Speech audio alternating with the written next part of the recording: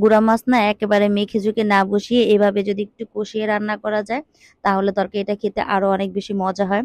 তো এখানে হচ্ছে গা পাঁচমিশালি মাছ, এই যে দেখেন একটা কই মাছ, আরেকটা জানি কি মাছ, ট্যাংরা মাছ, খৈলসা মাছ, কই মাছ, তারপরে হচ্ছে গা পুঁটি মাছ, আর সবগুলো হচ্ছে গা মলম দিয়া মাছ, ছোট ছোট চিংড়ি মাছও আছে দুই একটা। তো এই মাছগুলো ভিজিয়ে হচ্ছে গা আমি এই সবজি কাটতে শুরু করে দিলাম। তো এখানে এই গুঁড়া মাছটাকে আজকে রান্না করব। বেগুন দিয়ে, দুইটা বেগুন নিছি, কয়েকটা ছোট ছোট লাল আলু নিছি, তবে এই লাল আলু কিন্তু দিনাজপুরের লাল আলু, আর তিনটা টমেটো, বেশি করে ধনিয়া পাতা কাঁচামরিচ দিয়ে একটু ঝাল ঝাল করে রান্না করব, একটু মাখা মাখা করে। তো এগুলোকে সাইজ মতো কেটে নিলাম। এরপরে এই যে দেখেন মাছগুলোকে আমি ধুয়ে ভালো করে পরিষ্কার করে নিলাম, আলু সবকিছু কেটে নিলাম, ধনিয়া পাতা কাঁচামরিচ টমেটো সবকিছু কেটে নিছি। এখন হচ্ছে গা তরকারিটা বসিয়ে দিব। তো পেঁয়াজটাকে একটু লাল করে আমি ধনিয়া মানে হলুদ মরিচ, তারপর হচ্ছে গিয়ে লবণ স্বাদ মতো দিয়ে একটু ভালো করে কষিয়ে দিলাম। এরপরে এই মাছগুলো যেহেতু একটু বড় কই মাছ, আর এই মাছগুলো একটু বড়, এই জন্য এই মাছগুলোকে আমি একটু আগে কষাইতাছি। তবে দেখেন আজকে কিন্তু মশলাটাকে আমি অনেকক্ষণ কষাইছি। এরপরে গুঁড়া মাছটা দিয়ে দিতেছি, গুঁড়া মাছটা হচ্ছে গা ভালো করে একটু কষিয়ে তারপরে রান্না করব।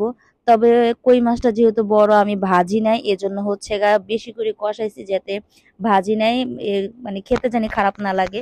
তবে এত বেশি কষাইছি, কই মাছটা খেতে এত মজা হয়েছে, অনেক মজা হয়েছে।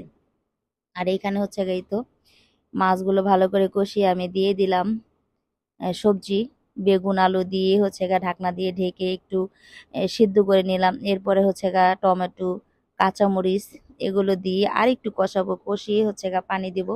তবে আজকের তরকারিটা কিন্তু আমি বেশিরভাগই লাড়া চাড়া দিয়ে রান্না করছি, মানে বলতে পারে নাকি দেখেন ভাজা ভাজা হয়ে গেছে। আমি কিন্তু সবজির সাথে মাছগুলোকে অনেক সুন্দর করে কষাইছি, আমার একটা মাছও ভাঙে নাই। অনেকে বলে কি এই মাছ যদি গুঁড়া মাছ কষিয়ে রান্না করে তাহলে ভেঙে যায়, কিন্তু না, আমার একটা মাছও ভাঙে নাই। এরপর হচ্ছে অনেকক্ষণ ভাজা ভাজা করে কষিয়ে আমি পানি দিয়ে দিলাম।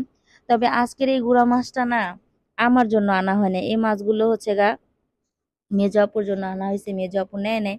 তবে বক্সে যখন ফ্রিজ মানে ডিপ ফ্রিজটা খুলে যখন দেখলাম মাছগুলো বক্সে, তখন আমি বললাম মাছ কেন বক্সে, মানে যা যা মাছ আমার জন্য আনা হয়েছে সব তো কুটে সুন্দর করে ধুয়ে পলিথিনে করে আনা হয়েছে, আর এই মাছগুলো হচ্ছে গা বক্সে। মানে আপু হয়তো চিনো দিয়ে আনছিল বক্সের মাছ ওনার। পরে মাছগুলো দেখে আমি ভাবলাম যে এই মাছগুলো কার জন্য আনা হয়েছে। ছোট বোনকে জিজ্ঞেস করলাম যে এই মাছগুলো কার, এরপরে আমার ছোট বোন বললো যে এগুলো মেজো আপুর মাছ। তো সেই মাছগুলো আমি আজকে ভুনা করে নিলাম। আর দেখেন আমার ভুনাটা কত সুন্দর, মানে চচ্চড়িটা অনেক সুন্দর হয়েছে। তবে আমি কিন্তু একটু ঝোল ঝোল রাখতেছি, একটু ঝোল ঝোল করে রাখতেছি, খেতে জানি আরো অনেক বেশি মজা হয়। একেবারে শুকনা শুকনা করলে কিন্তু মজা হবে না, এই জন্য হচ্ছে গিয়ে একটু মানে ভিজা ভিজা মাখো মাখো করে রান্না করছি। ধনিয়া পাতা দিয়ে দিলাম বেশি করে। তবে আজকে দুপুরে কিন্তু আর সবার খাবার যেমনই হোক আমার খাবারটা কিন্তু অনেক মজা হয়েছে, অনেকগুলো ভাত খেয়েছি আমি এই মাছ দিয়ে। তো আজকের মতো ভিডিওটা এ পর্যন্তই থাক, সবাই ভালো থাকবেন, আল্লাহ হাফেজ।